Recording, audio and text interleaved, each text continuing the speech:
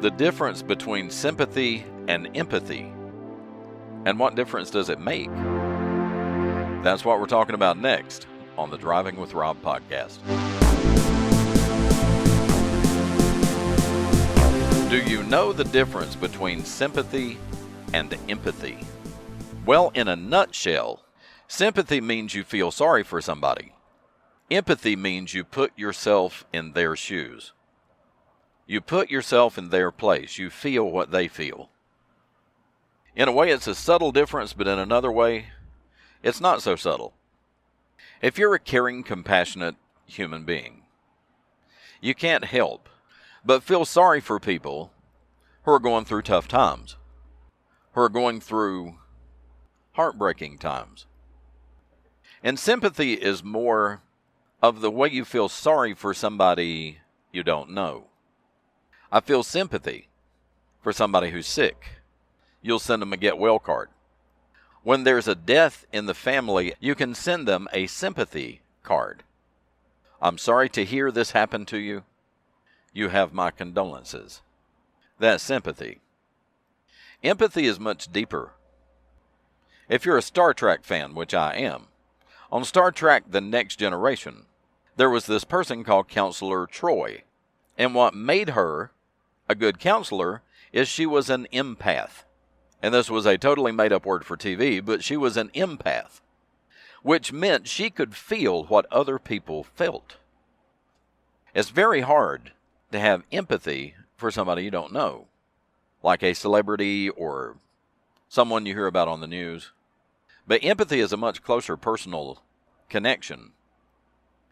I recently went to the funeral of the dad of a good friend of mine. And I have been to funerals and memorial services and receiving of friends for lots of people because I felt sympathy for them. My dad passed away a little over 10 years ago. So I didn't just feel sorry for him over the loss of his dad. And I shared his feeling of sadness and loss because I knew what it felt like. And at this stage in my life, unfortunately, there are more and more occasions of friends and people that I'm close to who are losing their parents or have already lost their parents. You hear people say sometimes, I know the feeling. Well, in the case of the passing of a loved one, I do know the feeling. And you probably do too. Do you remember the story from the Bible about Lazarus? Mary of Bethany and her sister Martha. When their brother Lazarus got very, very sick, they sent word, go find Jesus, and he can fix it. And Jesus delayed going, and Lazarus died. And when Jesus finally made it to Mary and Martha's house, they were weeping and grieving, and that's where you get to the shortest verse in the Bible is 2 words, Jesus wept. And that was the empathy that Jesus demonstrated. See, he knew that he was about to raise Lazarus, but he wept with Mary and Martha because he had empathy, and he felt the pain and the grief that Mary and Martha were going through. And the shortest verse in the Bible, Jesus wept, could have become 4 words. Jesus wept with them. He hurt because they hurt. He grieved because they grieved. In spite of the fact that he knew there was no reason for them to grieve, he still grieved with them. So the difference between sympathy and empathy means that you not only feel sorry for them, but you feel what they feel. But see, another difference between sympathy and empathy. Sympathy says, I wish this had never happened to you. Empathy says, I wish this had never happened to you. Let me help you. And it may be a hug, a comforting hand on a shoulder, or just being there with that person to talk about whatever they want to talk about. See, empathy goes one step further and says, let me help. I want to be there for you because I feel what you feel. I'm heartbroken for you. And empathy is not just something you say. Empathy quite often involves an action.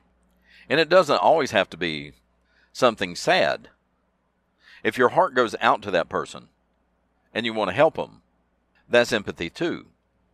I went to Taiwan many years ago. I was working for a company that was based in Taiwan, and they had a Charlotte office. And they sent me to Taiwan to the factory because they felt like it was important for me to go to Taiwan to see how the product was actually made. We built machines. They actually built the machines in Taiwan, so they sent me over there.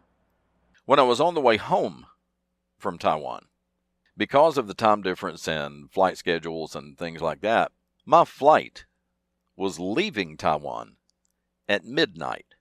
Well, the region of Taiwan that the factory was in was a 2-hour drive from the airport. So the guy who was helping me and the guy who was responsible for me asked, would it be okay if I take you to the bus terminal and let you ride the bus to Taipei, where the airport was? And I rode the bus to Shanghai Shek International Airport in Taipei. Well, I was in a foreign country, and not just a foreign country where school children didn't learn English in school. There was the lady at the bus terminal who made sure I got on the right bus. And the bus made not several stops, but a few stops. Every time the bus would stop, I would stand up. And the bus driver would motion for me to sit back down. When I finally got to the airport, he got out of his seat and came back and got me. And even though he couldn't speak English, was able to indicate to me this was my stop. And I depended on the kindness and empathy of these strangers to get me back home to North Carolina, or at least back home to the United States. Well, we had a 2-hour layover, 2 or 3 hour layover, from Los Angeles to Charlotte. And I saw this elderly Asian couple who were obviously lost and didn't know where they needed to go. And instead of just looking away like this was just another nameless, faceless stranger, I not only had sympathy for them, I had been in that same situation earlier that day.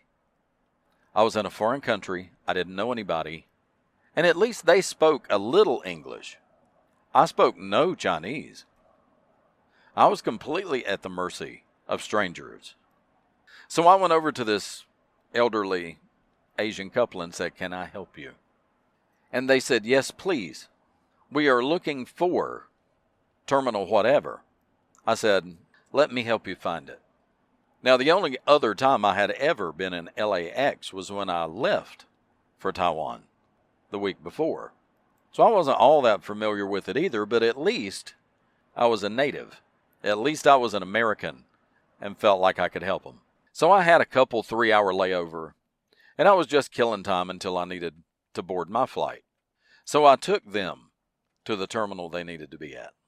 I went with them to the place they needed to be, because I had empathy for these people. It was beyond sympathy. I could feel the confusion and the anxiety that they were feeling. And I remembered how it felt to have somebody help me and take care of me. You see, love and compassion and empathy and sympathy, these are all gifts from God.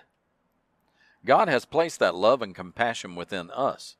His love and compassion. That is the reason we're here.